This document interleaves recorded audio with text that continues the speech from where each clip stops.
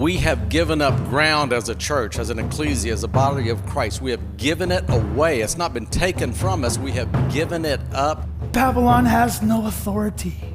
When I talk about schemes like registration, schemes are created out of greed, envy, and fear. We've read the end of the book.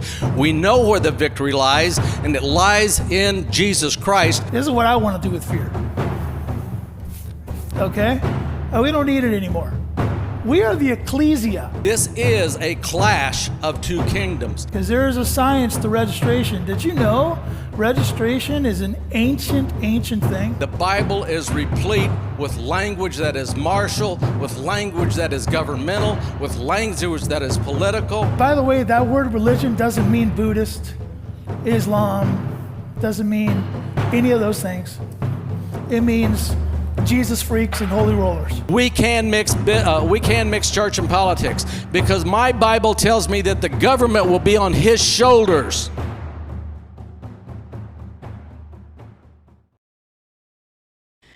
Hello, Levitical Kingdom privateers, and welcome to the C2K report and part 2 of Fireside Chats with Randy and Rick. Notice I put the more important one in front there, Randy and Rick, and I just want to let you guys know that hey, we're gonna go through some rants tonight, and we're gonna have a good old time just going back and forth.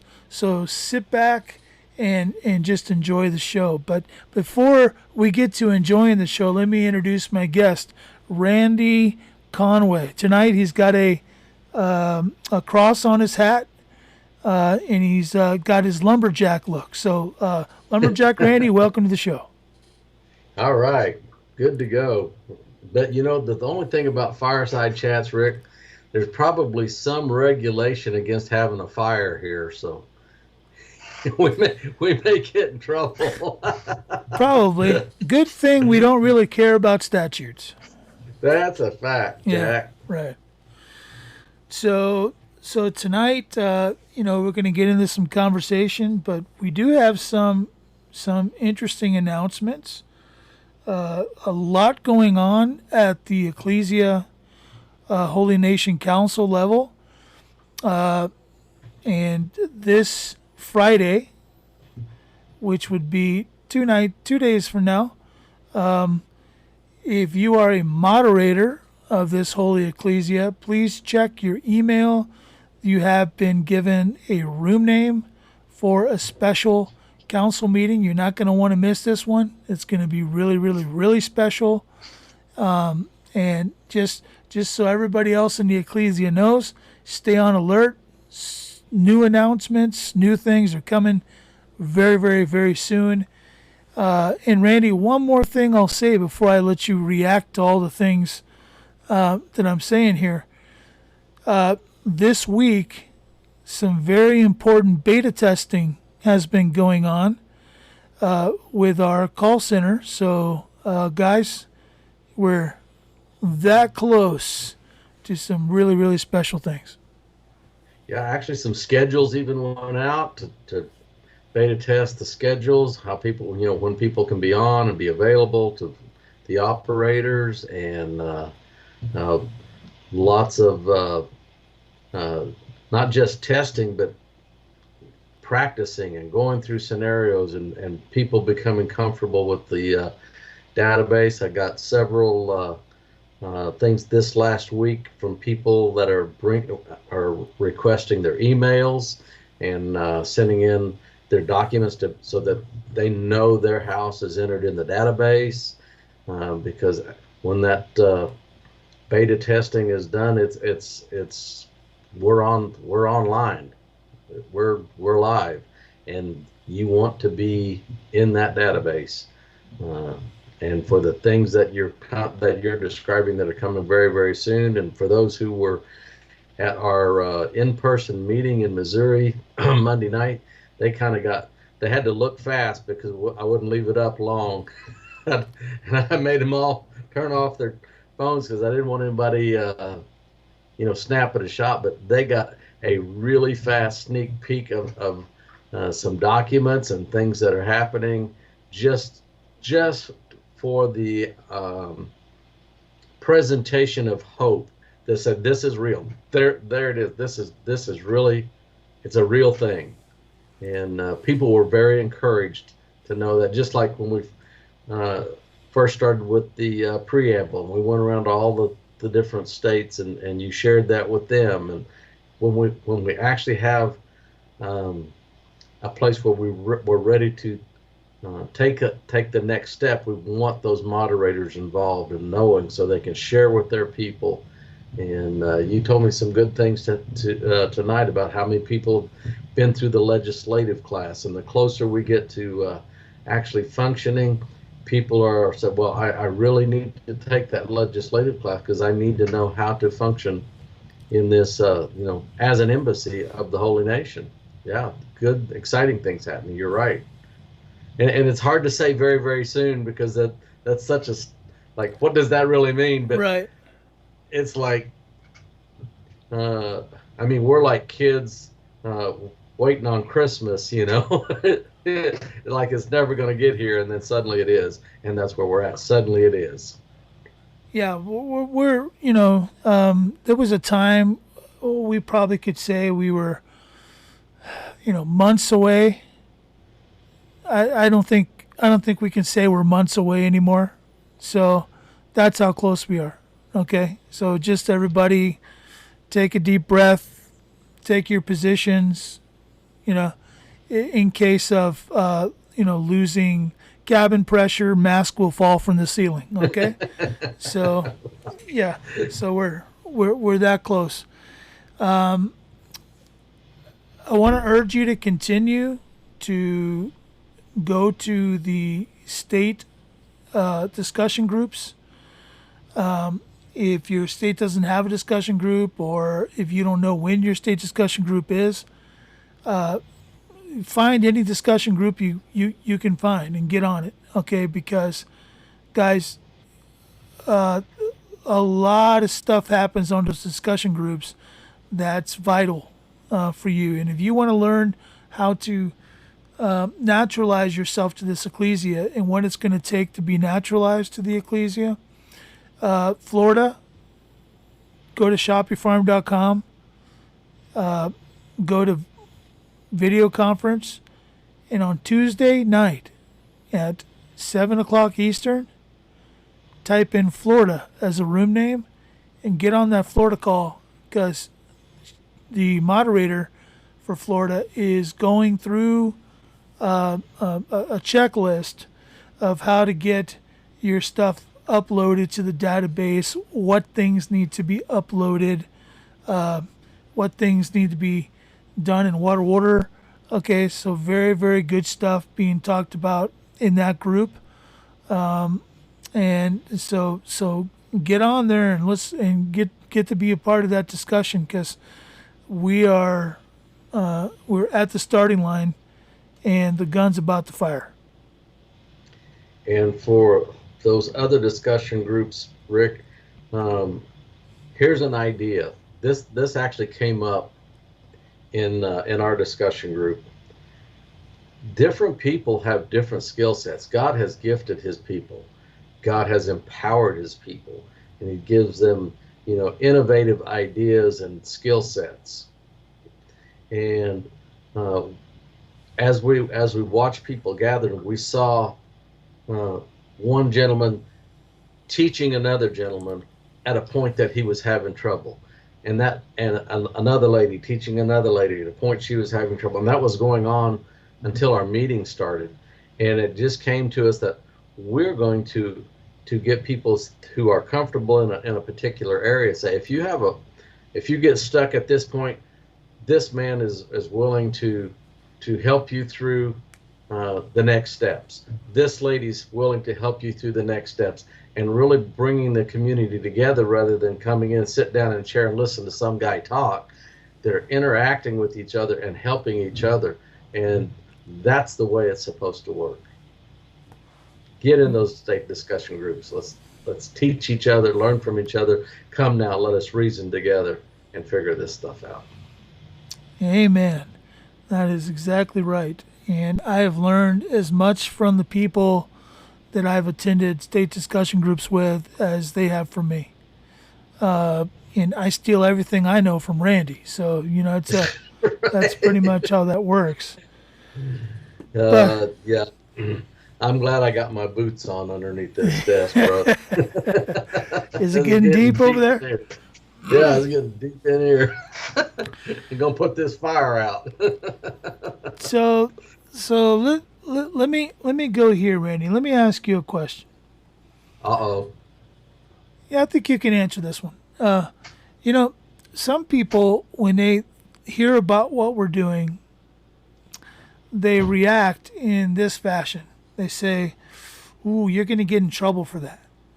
You're going to get in trouble for that. You're going to put a target on your back, and you're going to get in trouble for that." Now, Randy, all those kind of concerns all come down to this one word: authority. Okay. Do you have an answer for those people? Can you say to those people where we are granted our authority to do what we're doing? Where does our authority come from?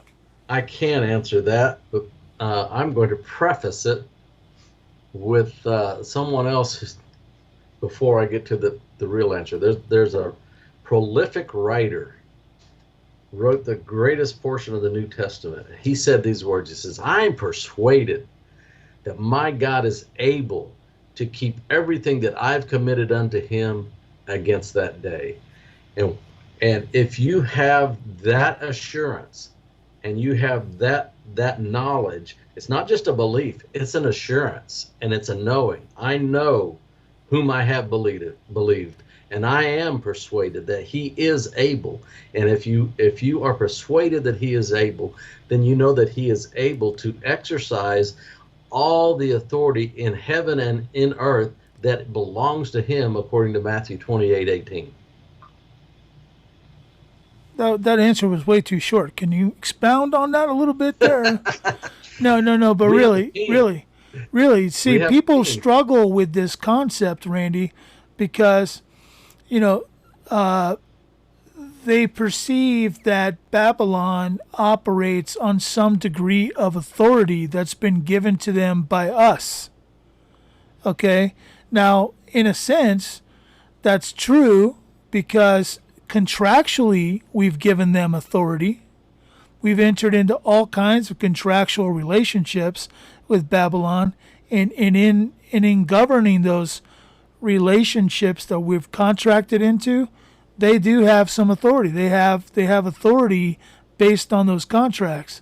But really, man who is outside of Christ has no authority in any way, shape, or form, and especially over those who are in Christ.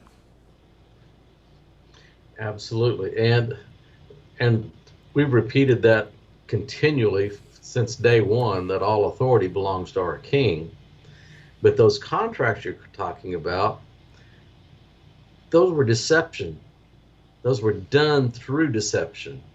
We were deceived. There was not an understanding of the terms and conditions. We were programmed and through what we were taught in school and what we thought that our government was. But once we learned that it's just a corporation that is sitting in the place of what once was, and they have no authority unless we agree to it, like you said, contractually.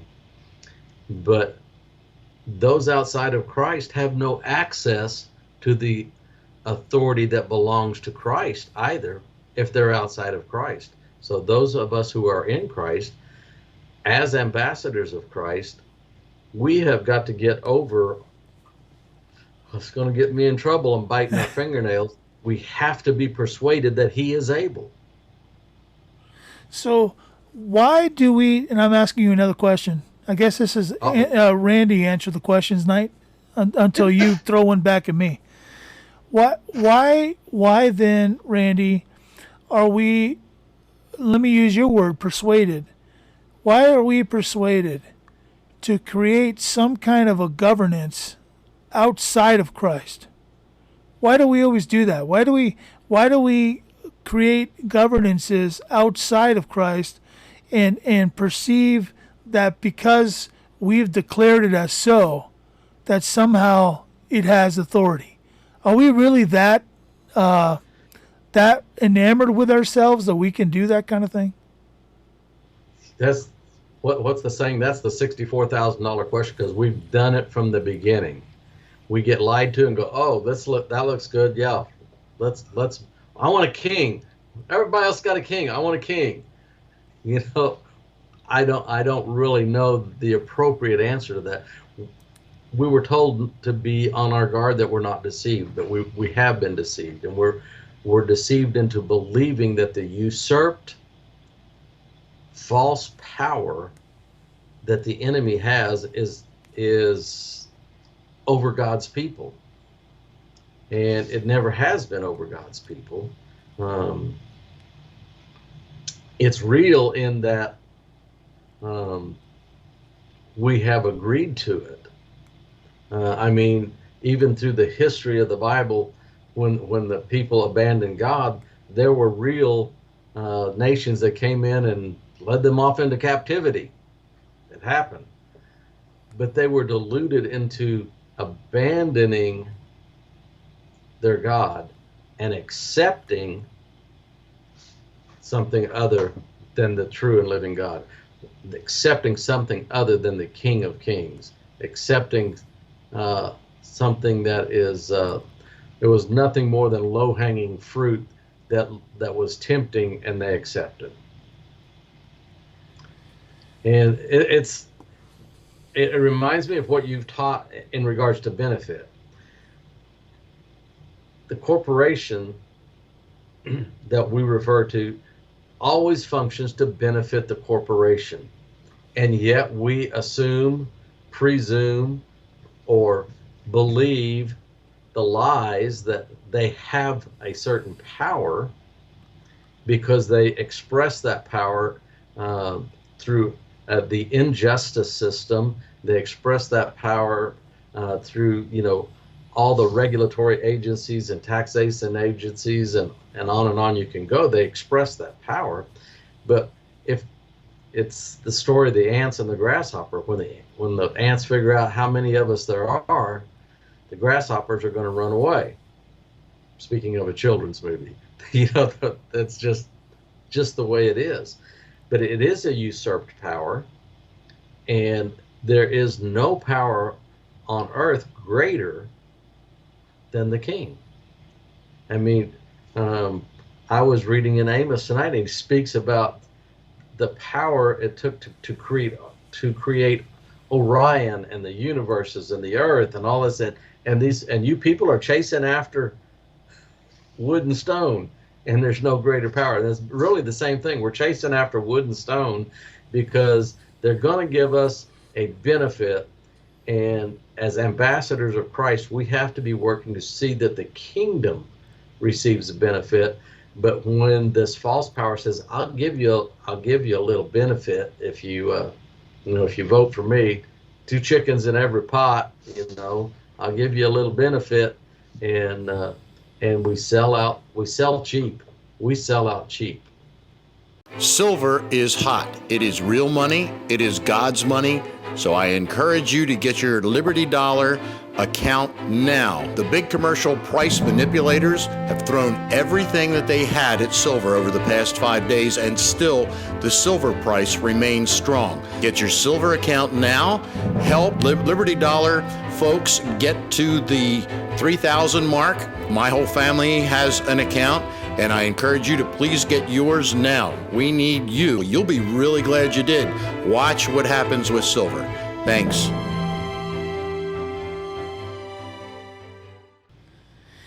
Yeah, we do. So I'm glad you said it the way you did, because one of the things I was leading to, unbeknownst to you. You do that to me.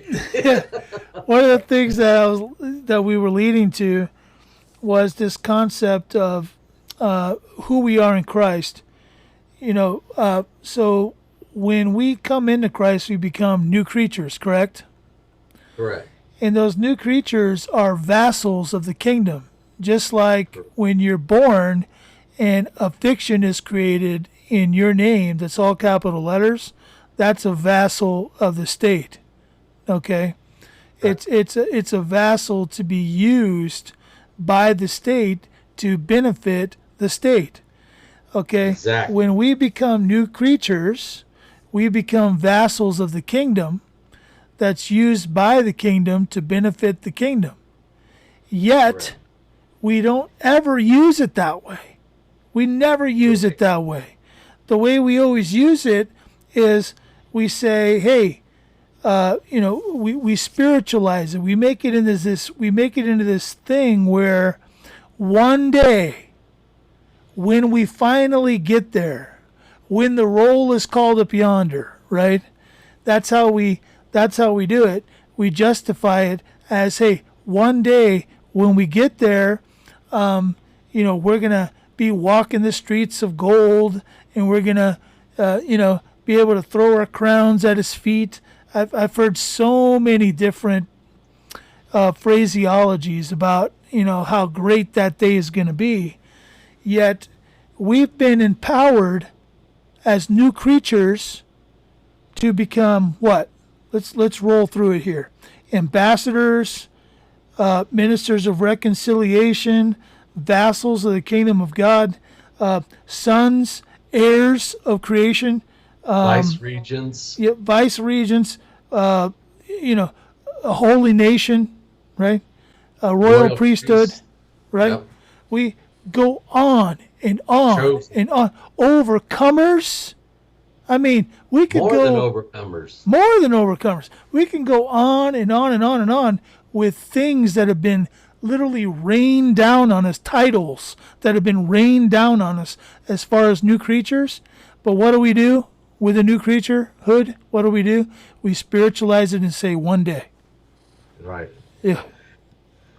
Now I got to go back to Amos. Now you got to go back to Amos.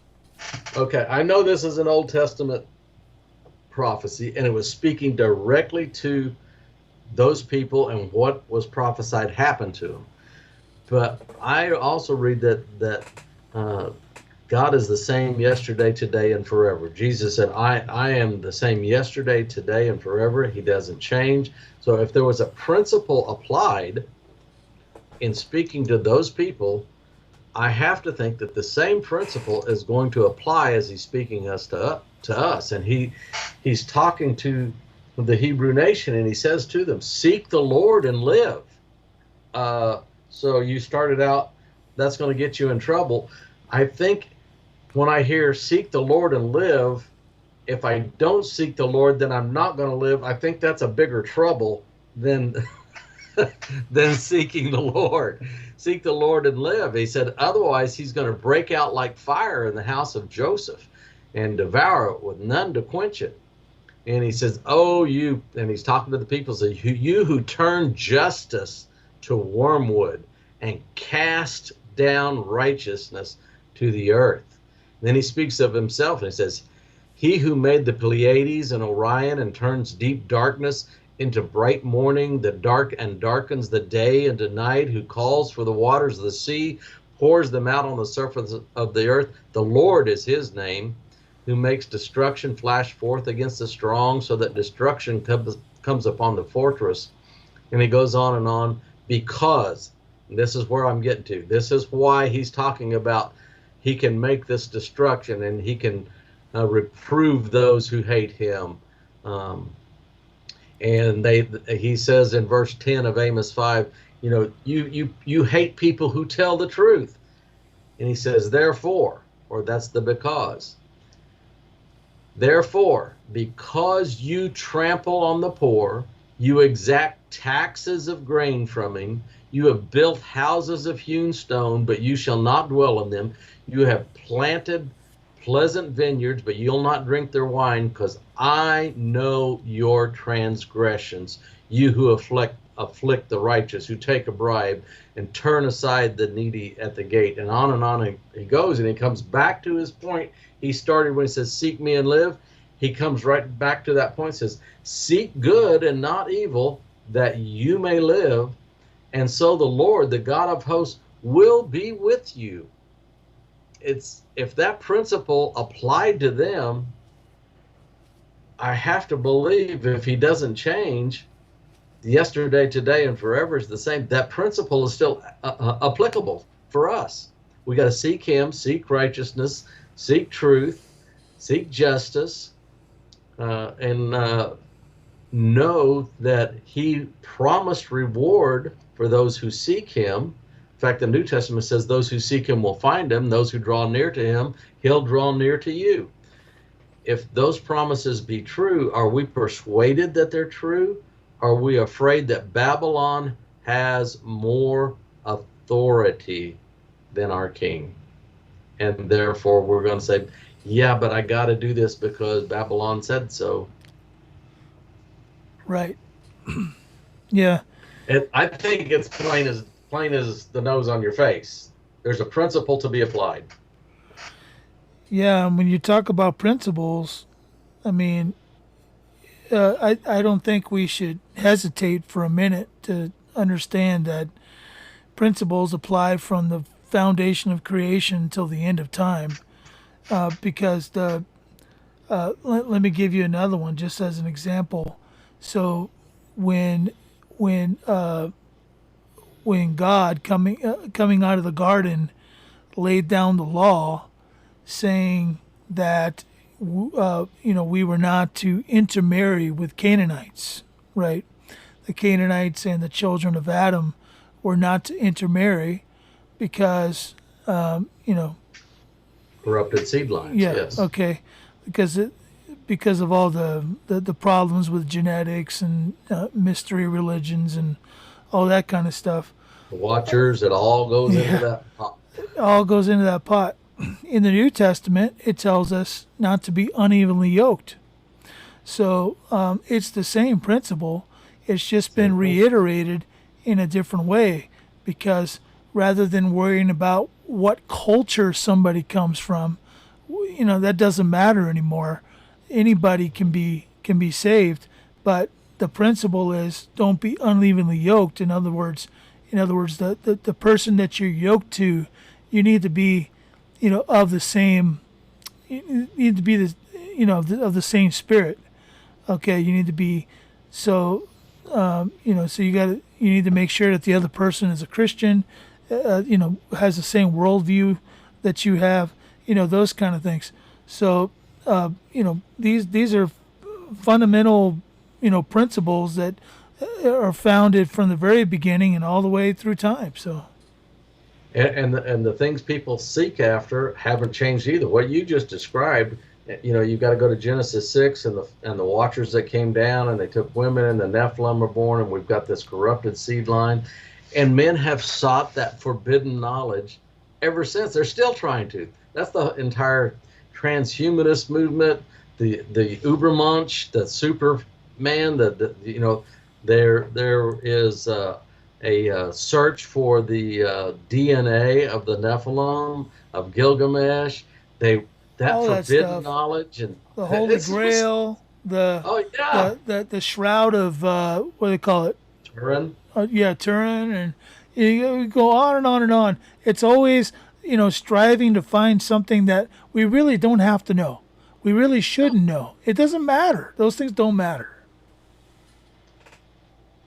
No, what we need to know is, like Paul says, I know whom I have believed. Right. Yeah, it's pretty simple. It's just, and by the way, that hasn't changed either, because Adam in the garden had to be, he knew, for a fact that he walked and talked with God in the garden, right? He knew.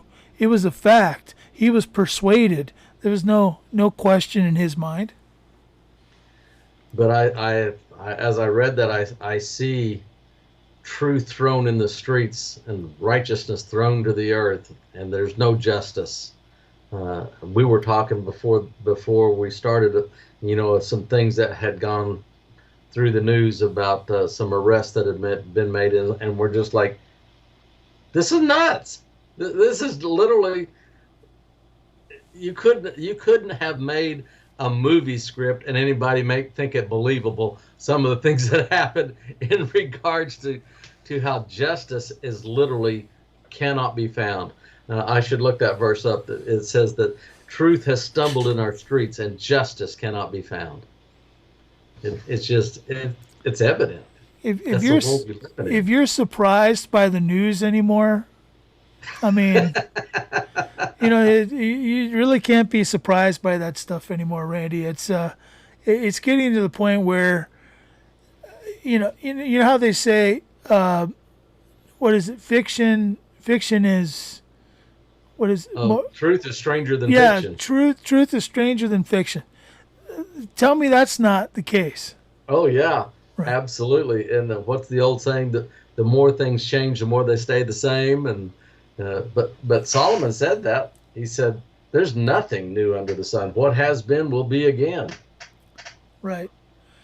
Have you ever wished you could get a one-of-a-kind, high-quality knife made by caring hands instead of a mass-produced piece of tin? Robert's love for bladesmithing began at a young age when he met some experienced smiths and was amazed by the ages-old traditions of handcrafting metal and steel into stunning, functional artwork. When he first hit the hot steel with a hammer in 1986, he was forever hooked. Nearly 4 decades later, his passion is still alive and well.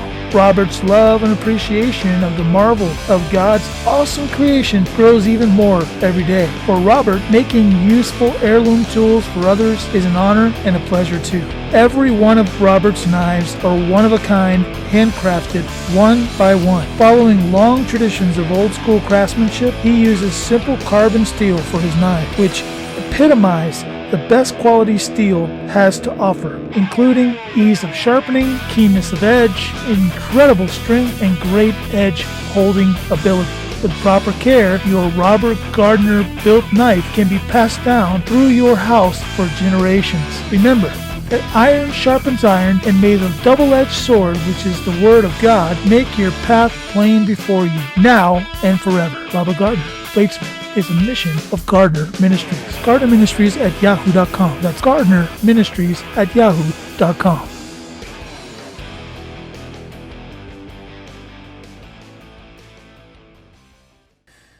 So that same verse, and the reason I made me think of it when you said, we're waiting for the, when the roll is called up yonder. In that day, he was saying, you're sitting around waiting for the day of the Lord.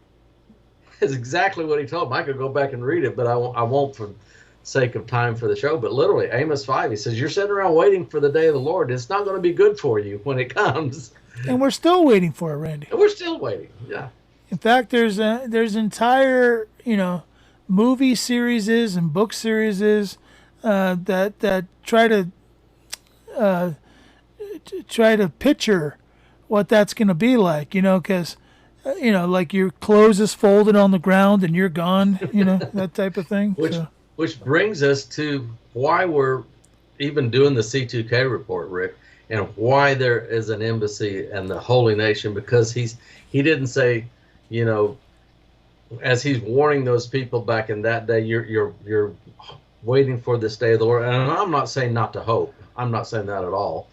But the idea is you are to occupy, to occupy the ground, to take ground. We've talked about Luke 19 over and over and over here, and building our house on a rock and not on the sand, and fulfilling the role of ambassador, fulfilling the role of the priest, fulfilling the role of the vice regent and the minister of reconciliation. We're to fulfill those roles. Those are active positions that require an active participation on our part, and that's the message. Occupy till he comes, not to poo-poo off, what he has promised and what a day of the Lord, but to bring it back to, okay, what are we supposed to do until that day? He says in the Word, he said, quit worrying about tomorrow. Tomorrow has enough trouble of its own. quit borrowing. I think the word is borrowing. Don't borrow trouble. Tomorrow has enough trouble of its own. But he also says, in this world there's going to be a lot of tribulation, but take courage. And I think there are some versions that say good cheer, and I be of good cheer, and I think that is a very poor translation. Why am I going to be of good cheer? Because there's tribulation. But be of good courage so that you can fulfill the duty of the ambassadorship that I have made by appointment upon you, and occupy. Well, and that word reconcile, I think that's often misconstrued, or people don't quite understand what reconcile means. But it's very similar to, it's the opposite of the word atorn. So when you atorn something, you're taking it away from its proper master and you're giving it to another. That's what attornment is. That's why that's the prefix to the word attorney, because an attorney is one who is working to benefit a system while representing, representing somebody from a whole different system. Because you and I are made in the image of God, and they're attempting to represent something that's living to a fictional entity. So it's backwards. Reconciliation is taking something that has been already attorned, something that's already been misused, and bringing it back to be reconciled unto God, to be reconciled unto the kingdom. So when he calls us ministers of reconciliation, he's telling us what our job is. He's given us our job description. Our job description is to reconcile everything unto Christ. So when he gives you children, which the Bible says that children are his heritage, okay? And because they're his heritage, our job is to reconcile them unto God, to raise them up in the way that they should go, right? So everything is about reconciliation. From the day that you become a new creation, you become a minister of reconciliation, and your job is to bring everything up to date, to bring everything into the kingdom. That doesn't sound like sit on a rock and wait for him to come back. Right. And he made it, I won't say easy, that's not a good word. He made it possible for us to be ministers of reconciliation, because those things that have to be reconciled were already redeemed, so they could be reconciled back to the kingdom. They were redeemed and a price was paid. And the price, we hear these words thrown around church all the time. He paid the price. Well, he paid the price. It's like we were pawned off. And there's a pawn ticket, and it had to be redeemed, otherwise it's going to be sold off to the open market. Satan was cast out of heaven for his much trafficking in the souls of men, and there was a pawn ticket on the souls of men, and God himself in the flesh, in the form of Jesus Christ, redeemed us, paid the price. Now we have those things, the price has been paid, and we are able to reconcile them back to him. We just have to do the work. The price has been paid. The redemption work's been done. We're ministers of reconciliation. The two go hand in hand. He did his part, and he's asking us to do our part. And the scriptures say that creation groaneth, right? Yeah, it does. And who's it waiting for? Us. He already did his part. So if it's waiting for us, that means that we've had to have been given some kind of power to do some kind of process to redeem them, to bring them back, right? Wait, that's reconciliation. So again, see, it all works together. It all works together. And I think we're missing the big picture here. We're missing a big picture. So going back, let's go all the way back around to the original question. Randy, Where do we get our authority from?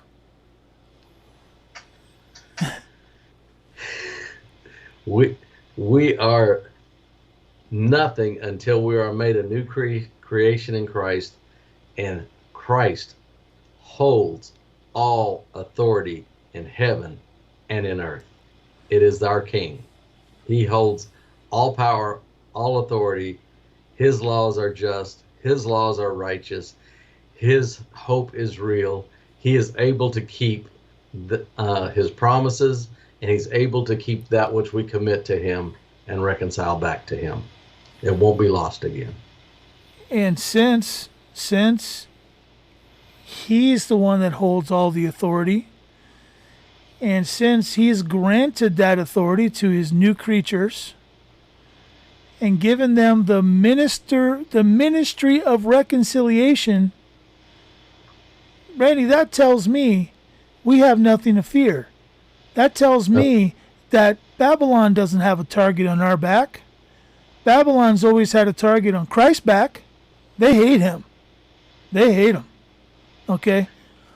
But that tells me that this anointing, this walk, this journey that we're on, Randy, it is a righteous occupation, and it is something that is lawful, Randy. Yes. It is lawful. It's been given to us to do it. So, sorry if you're still one of those that's scared of Babylon. Yeah. Yeah. And just so people will understand about the target on your back, you got one on you when you were born. Babylon put it there. It was already there. When you come into this kingdom, he washes that away. That target goes, that's bye-bye. And he says, don't fear the one who can not only hurt the body, but fear the one who can take the body and the soul. I think that's in Peter. I could be wrong. But anyway, you had a target from the beginning. As soon as you were born, they started issuing documents. They painted that target immediately. What we're talking about, it doesn't paint a target on your back. It is the removal of the target on your back. Well, what's beautiful, Randy, is with Christ, it's not just a removal of the target on his back, on your back, but he puts it on himself. He made himself surety. He made himself surety so that we wouldn't have to be. Right. Okay? So let's put this fear of somehow, of this fear of going against the propaganda that's been built in us from the day of our birth. Let's get rid of that fear and understand that Babylon has zero authority. We say it in the intro of every C2K report. I'm literally on stage and I say, Babylon has no authority, and I do like this. Okay? Right. I shake it off. This is what I want to do with fear, right? I say that at the beginning of every show. Guys, that's because we have the authority. Babylon has none. And the only reason why you still fear Babylon is because you still respect that Babylon somehow has authority. And there's just no evidence of it.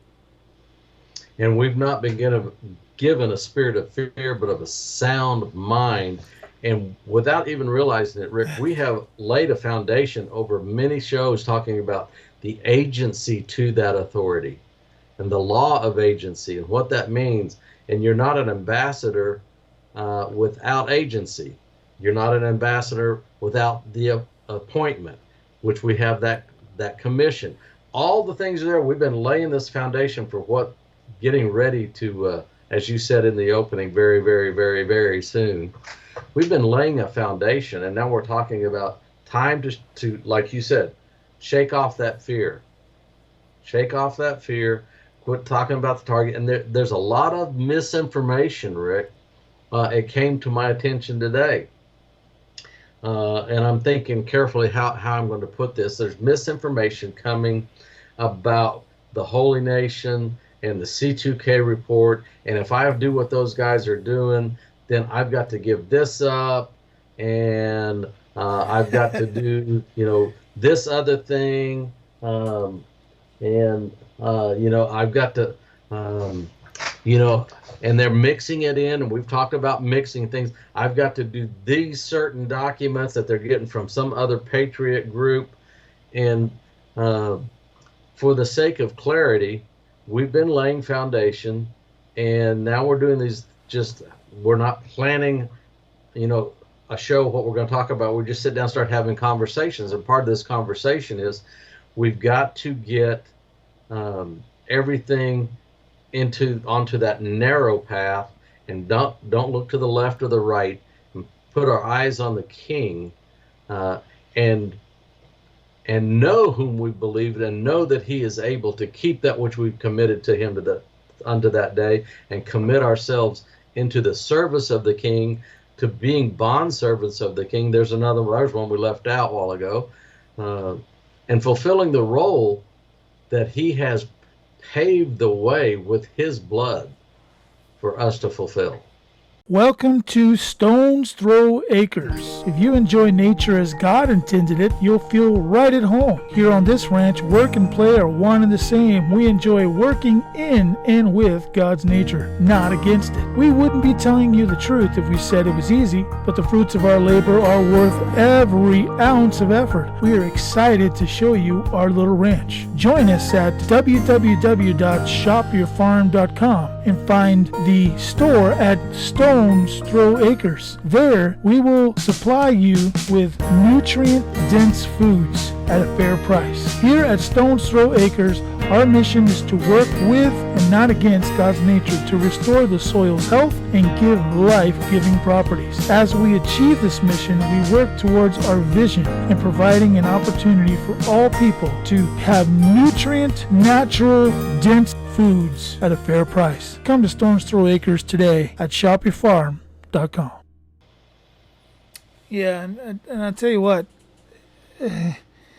this journey, when you start to walk the straight and narrow, and these Babylonian words, or these Babylonian processes, or these Babylonian financial situations, you start to negotiate them, and you start to ask yourselves, so why do we need this, or why should we do that, or what, you start asking those kind of questions. You know what happens real quick, Randy? You start to realize there's very little that Babylon has that we really need. Right. Very little of anything. There are people right now within different ministries and different jobs that require that they have a passport to travel. Well, that was one of the things that was brought to me today, that if I do that, what the C2K report's talking about, I got to give up my passport. Have we ever talked about giving up anything, or have we talked about gaining ground, occupying ground? And there is so much. What does the Bible say?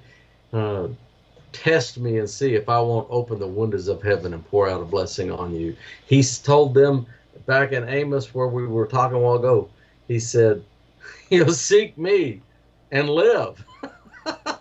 Love me and live.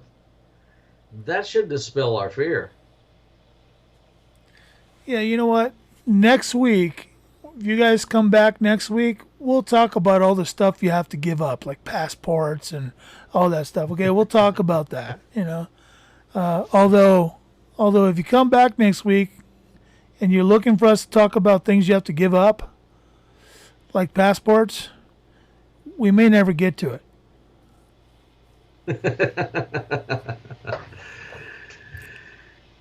We're looking for a better way, right? And that's all I can say about that. But yeah, we haven't had to give up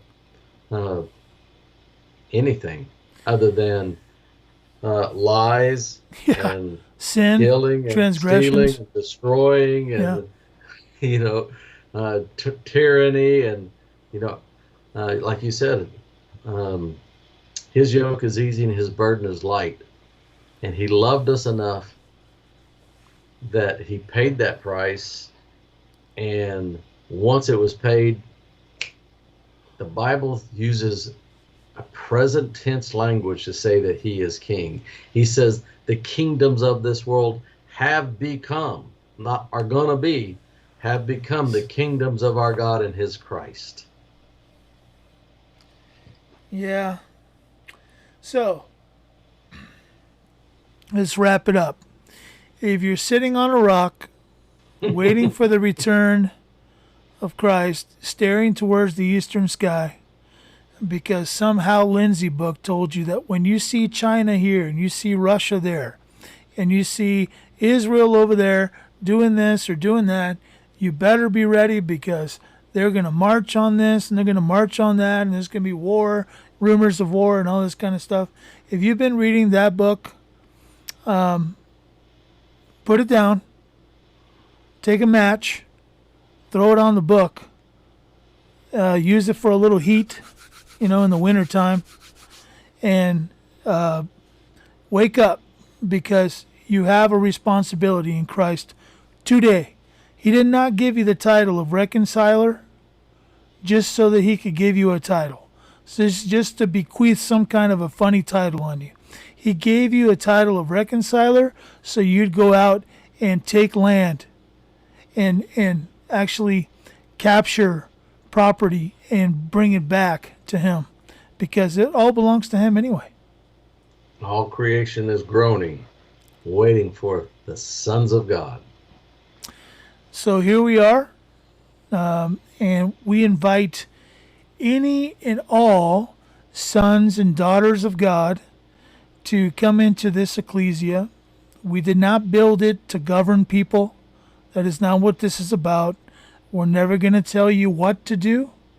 We built a wall. That's what we built between you and Babylon, so that you can do the works that God has called you to do without Babylon incessantly picking on you all the time. That's why we built the wall. That is all this ecclesia is about. It's protecting you so you can do the things that you need to be doing. So, that's a good word, Rick, because Yeah. really that's what we did. All we built was a wall. We didn't build Yep. it. Ecclesia. God established that. yep, We're just building the wall and occupying what he established. just building a wall, brave men standing up and saying, hey, Babylon, it's over. It's over for you.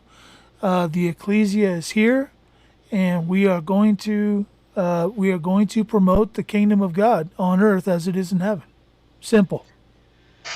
And when you see China moving here and you see Russia moving there and you see the economy going boing, boing, boing, boing, boing, boing, boing, boing, and you see all these things happening, that's the time to think, what have I committed to him? Have I committed myself to him? Have I committed my children to him? Have I committed my house, my tribe to him? Have I committed my occupation, my calling? What have I committed to him? Have I committed to following him regardless of what Babylon says? Have I committed to truth and righteousness that has stumbled in our streets, and righteousness can't be found and justice doesn't exist anymore? What have I committed to him? When you see those things happening as you described, Rick, that's the time to say, I know whom I have believed it, and I am persuaded that he is able to keep that which I've committed unto him against that very day. Can I tell you a secret, Randy? Yeah. Don't tell anybody. Okay, this isn't public or anything. Okay. Okay, Just between you and me. just between you and me. Okay. God loves and wants Russians, Amen. Ukrainians, Amen. Israelis, Yes, he does. Chinese.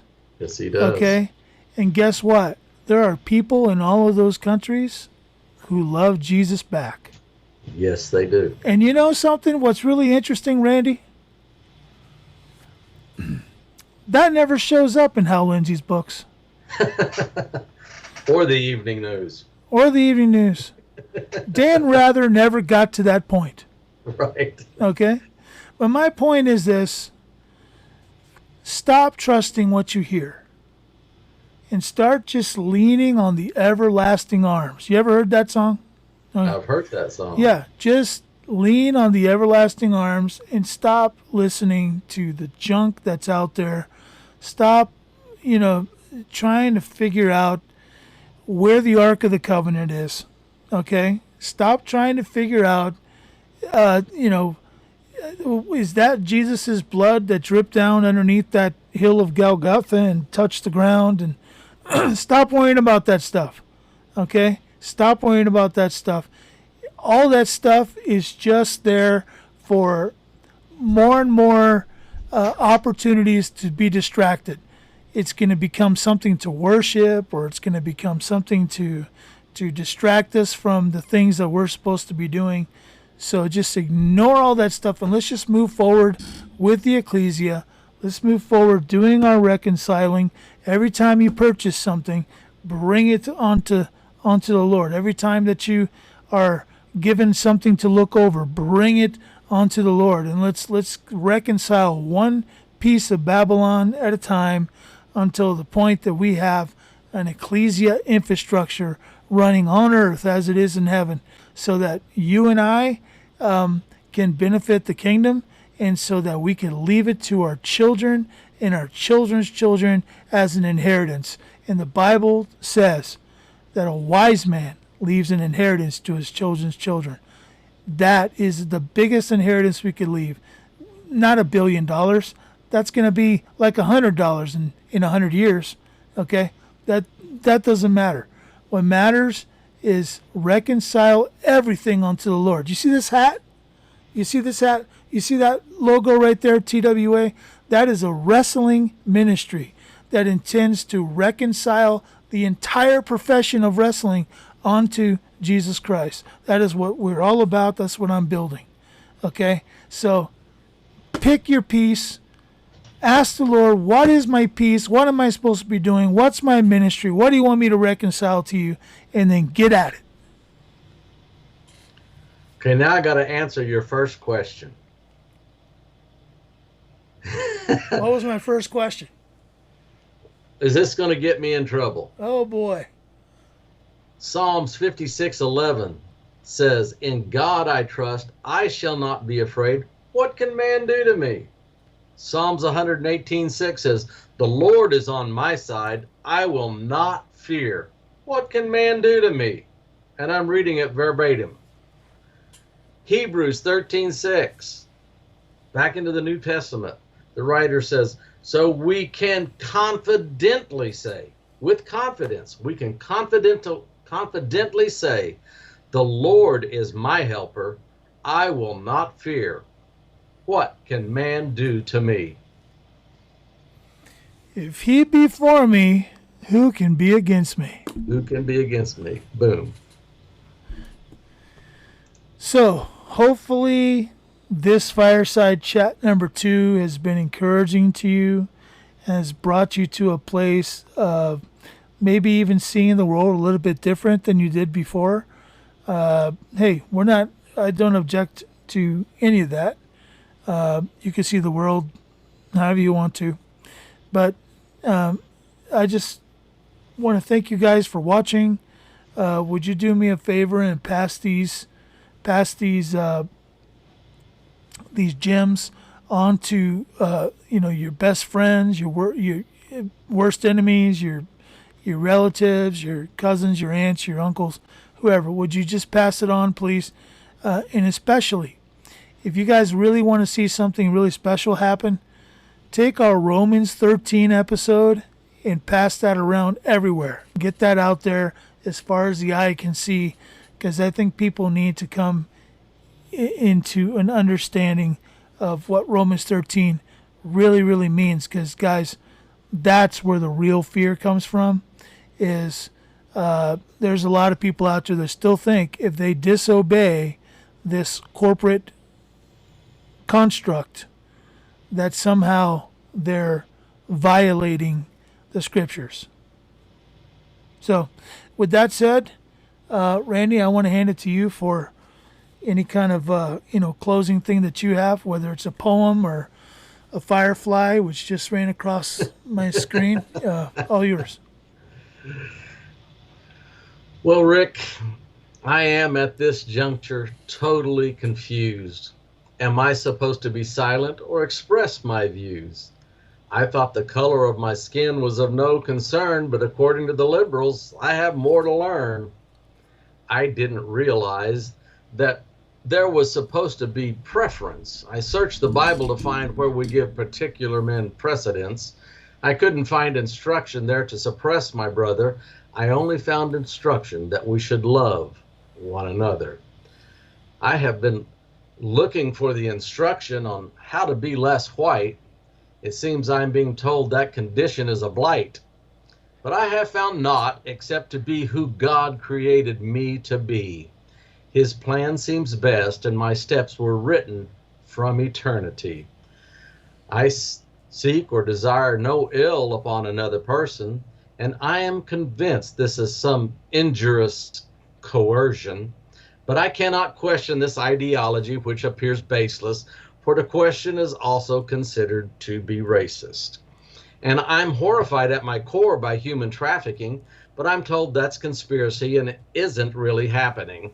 Missing and exploited children must be just a myth, and for the truth to be revealed is my earnest wish. All the containers must carry just goods and merchandise, and even the ones with interior facilities surely aren't used to terrorize. Perhaps I'm uninformed or things are really circumstantial, but the evidence seems to be corroborated and substantial. So much evidence has been uncovered regarding the hollow earth, who or what is buried underground and in caverns, are children being birthed. I see and hear reports every day of something called DUMBs, and the truth of it all leaves me ill and makes me numb. But CNN has not reported on this activity, so it must be rumor and not a reality. Adrenochrome must be nothing more than a publicity stunt, and children can't be the target of elitist hunts. Only poor losers can see the evidence of election fraud, and bumbling speechers were supposed to applaud. Providing proof is now unpatriotic, and we should be quite happy with the idiotic. Changing product names must be an effective plan to end divisions and unite man, and throwing a fit and saying, I won't play ball at your house, must be lighting the way to unity like a lighthouse. Human sexuality should be paraded in view of all ages. This behavior must be supported by experts and sages, because it's in our faces without reprieve, and to think some things should not be exposed, I must be deceived. Children's books will surely warp their pliable minds, but providing puberty blockers for infants must be fine. Toys also have been produced for nefarious intent. Imagination and playtime we must circumvent. The middle class of America is definitely an evil lot. To rid the world of them should be sought. Providing jobs in a marketplace is an archaic thought. Free everything and without ethics is imperative to be taught. The Constitution is outdated and not to be abandoned. Otherwise, why would progressives say this is demanded? Surely those in elected positions only have my best interest in mind. They wouldn't seek personal wealth and rule and leave us all behind. We should be required to get our vaccinations. Owning patients on diseases wouldn't be to control the population. The doctors and pharma companies aren't in it to get rich. They care about every one of us, and they don't want us to get sick. The courts are just, and lobbyists are honest. Actors are experts, and politicians don't make false promises. Professional athletes have sacrificed their wealth and lives so the people can prosper and the republic be revived. Data collection isn't in order to manipulate, control, or spy. It is not invasion of privacy. It is protection so we can thrive. How wonderful it is to go without food for your family so we can pay more taxes to solve our calamities. Burning your city to the ground is peaceful speech. To offer an opposing view is gross overreach. Social media is censored only for our protection. There is no agenda there for covert subjection. The Bible is outdated and should be revised so as not to offend. It should be generalized. Convicting sermons must be silenced, and the state should make all churches have a license. And if you believe the rhetoric herein included, then you are unthinking, unaware, and deluded. The Bible predicted a day would come when people would believe a lie, and we no longer need to wait for that day, for that day has surely arrived. This has not been Russian disinformation, but rather a poem from Randy Conway Poems. If you want more Randy Conway poems, go to shopyourfarm.com under shop and double-click Randy Conway Poems for more selections. Thank you. And remember, everything we do here at the C2K Report is to present and hold on, look at my notes. Present and establish the kingdom. And everything we do is all about the blood. God bless, and see you next week. If you've been watching our videos, you recognize the importance of becoming healthy. That's why we offer a team building opportunity that allows each one of us to become members and to listen and be invited to special meetings. Our membership access options are 1-hour sessions, a monthly membership, a yearly membership to allow us to have one-on-one sessions. Benefits of those memberships are one-on-one consulting, weekly discussion groups, food demonstrations, guest speakers, and exclusive videos and resources. We're excited about you wanting to be well. That's why you're watching this video. So feel free to contact us by going to the Contact tab and reading the stipulations there before you send your information. We know that you're excited and want to go and get healed. That's what we're here for. We are God's counselors in regards to your health. Your health is important to you as it is to us. We want to give you a fighting chance. So please look over what we offer on our website, read through, then check our membership costs. They're simple. And how expensive is health? Disease or dis-ease is more expensive than health itself. We hope to hear from you soon.